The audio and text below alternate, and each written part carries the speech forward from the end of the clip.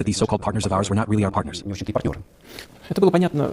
It was clear from the early 2000s. Yet we had illusions, I did too, which were about the following. Me and many others at that time believed that the problems in relations between the Soviet Union and the so-called West were primarily ideological differences. On one side, a communist regime, which was considered by many as tyranny, and on the other, the democratic world led by the United States. Strangely enough, I worked for almost 20 years in the Soviet Union's intelligence. I also thought that the main contradictions were of ideological nature. But the Soviet Union collapsed, there was no communist regime, yet the dismissive attitude towards the strategic interests of the Russian Federation remained not just dismissive, but it was all tied to the clear desire to achieve geopolitical advantages. Moreover, even when I became president, I didn't understand everything right away. I began to convey to my Western colleagues, look, you say one thing, but do another. Here is the proof. Then I presented this proof. They nodded and said, yes, yes, we will sort it out now. And nothing happened, it was quite the opposite. It became obvious to me that ideology might have had some significance, but essentially, all these contradictions are based on geopolitical interests. That was the main thing. I mean, the Soviet Union performed an auto-da-fe, it liquidated itself. Hardly, I think, I never discussed this with my predecessors. They believed that Russia would become part of the so-called civilized world. In the West, they decided the following, there is no Soviet Union, so why should we follow the rules concerning Russia, which does not possess the potential might that the Soviet Union had. Now we will carve out something for ourselves as we like and live by rules we invented for ourselves, ignoring our interests. I will not go into details now because we proposed a lot in the field of strategic offensive arms and in the field of missile defense. Everything was constantly rejected. Well, it became clear that until we assert ourselves as an independent sovereign power capable of defending our future, we will not be respected. In those relatively recent times when we tried to copy everything from the West, many worshipped the USA in 1990s, when you worked in the St. Petersburg City Hall, was it really the case that a senior American delegation flew to St. Petersburg? And one of the Americans either pushed or rudely handled a Russian on the runway, and upon learning about this, you refused to receive this delegation at St. Petersburg City Hall? Did that happen? I don't quite remember that. Honestly speaking, maybe it was...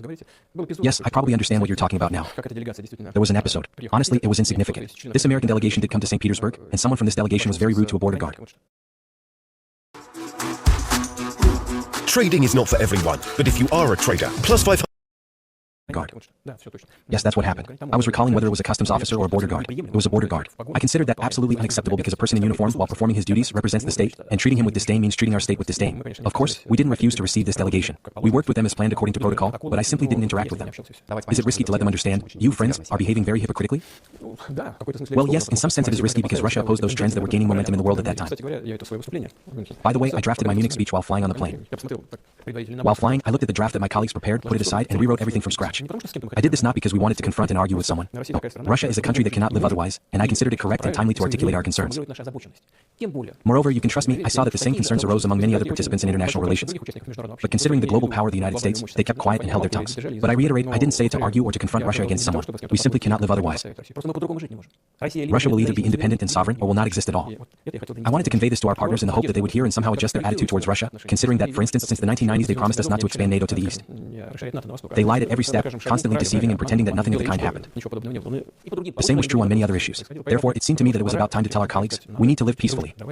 Let's somehow treat each other with respect, without imposing our will, without attempting to suppress another will, considering the interests of all participants in international communication.